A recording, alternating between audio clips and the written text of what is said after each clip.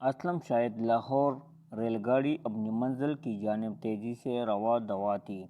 سخت سردی کی وجہ سے مسافروں نے تمام کھڑکیاں اور دروازے بند کر رکھے تھے۔ رات گہرے اور سردی حد سے زیادہ بڑھ گئی تھی۔ عرفان اس سرد رات میں اپنے خیالات میں الجھا ہوا منزل مقصود کی جانب گامزن تھا۔ آج اسے رہ رہ کر اپنی بوڑھی ماں کا خیال آ رہا تھا، جسے وہ روتے ہوئے چھوڑ کر کام کی تلاش میں دوسرے شہر جا رہا تھا۔ عرفان ایک شریف خاندان کا چشم و چراغ تھا۔ اس کا باپ ایک فیکٹری میں ملازم تھا۔ زندگی ہنسی خوشی بسر ہو رہی تھی، لیکن خدا کو کچھ اور ہی منظور تھا۔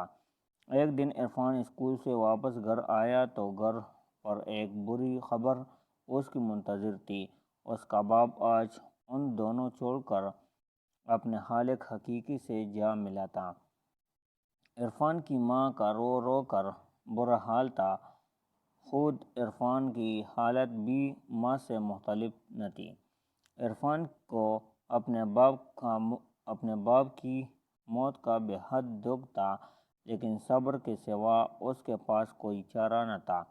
باپ کی موت کے بعد عرفان کے گھر کے حالات بھی خراب ہو گئے تھے، کیونکہ جب کوئی کمانے والا ہی نہ ہو تو گھر کا خرچ کیسے چلے گا۔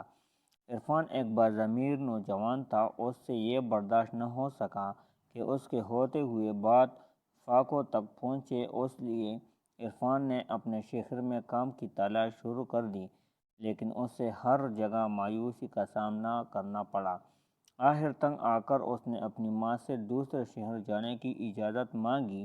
آخرکار عرفان کی اصرار پر اس کی ماں نے بڑی مشکل سے اسے اجازت دے دی، اور آج وہ اپنے مختصر سے سامان کے ساتھ دوسرے شہر جا رہا تھا۔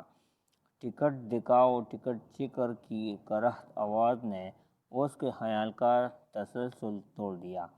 عرفان نے فوراً ٹکٹ چیکر کو اپنا ٹکٹ دکھایا۔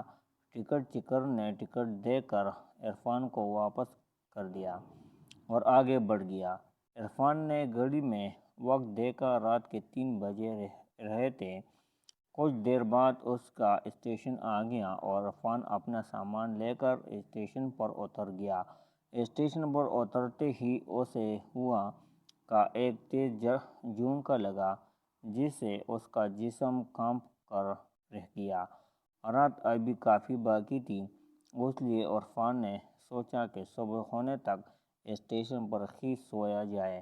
ابھی وہ سونے کے لیے مناسب جگہ تلاش کر ہی رہا تھا کہ اچانک اس کی نظر ایک پرس پر پڑی۔ عرفان نے فوراً وہ پرس اٹھا لیا اور اسے کھول کر دیکھا۔ اس کے اندر بہت سے روپے تھے۔ عرفان نے جب تمام پیسے پرس سے نکالے تو پرس کے اندر سے ایک شناختی کارڈ بھی ملا۔ عرفان نے شناختی کارڈ پر ایڈریس دیکھا تو وہ قریبی شہر کا تھا۔ عرفان نے اپنے دل میں پکا ارادہ کر لیا کہ وہ یہ پیسے اس کے مالک تک پہنچائے گا۔ کچھ دیر بعد اس شہر کو جانے والی گاڑی آ گئی۔ عرفان اس گاڑی پر سوار ہو گیا۔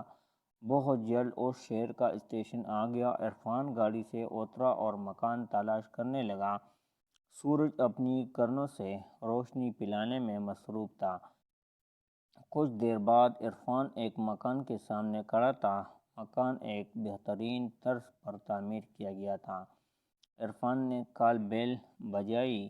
کچھ دیر بعد ایک خوش پوش نوجوان باہر نکلا۔ عرفان نے آگے بڑھ کر اسے ہاتھ ملایا اور جیب سے شناختی کارڈ نکال کر دیکھا۔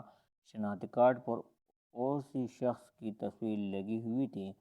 عرفان نے ساری صورتحال اسے بتائی اور اس کے پیسے اور شناختی کارڈ واپس کر دیا۔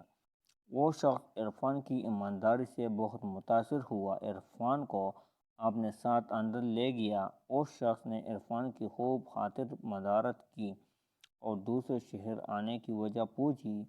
یہ نوجوان ایک بہت بڑی فیکٹری کا مالک تھا۔ عرفان نے اسے بتایا کہ وہ دوسرے شہر نوکری کی تلاش میں آیا ہے۔ اس شخص نے عرفان کی ایمانداری کو دیکھتے ہوئے فوراً اپنی فیکٹری میں ملازم رکھ لیا۔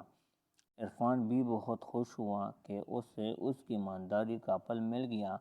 اس کہانی سے ہمیں یہ سبق ملتا ہے کہ ہم پر چاہے کتنی ہی مصیبت کیوں نہ آ جائے، مصیبت سے کبھی گھبرانا نہیں چاہیے اور ہمیں ہمیشہ ایمانداری سے کام کرنا چاہیے۔